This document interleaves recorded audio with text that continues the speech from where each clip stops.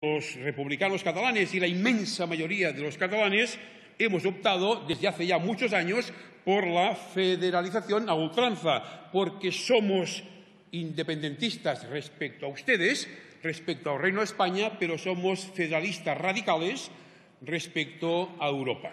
No hay nada más antieuropeo que intentar retener a la fuerza a la sociedad catalana que mayoritariamente quiere decidir su futuro. Esto sí que es antieuropeo.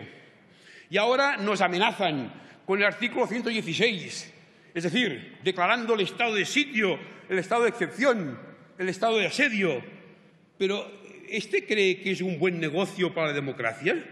¿Usted cree que Europa se lo va a permitir? ¿No sabe usted que a mayor represión, menos democracia? Por cierto, les recuerdo que es una vergüenza. ¿Ustedes saben que hay 4 magistrados del actual Tribunal Constitucional que juraron los principios fundamentales del movimiento? A ver si encuentran en Alemania, en Italia o en Francia,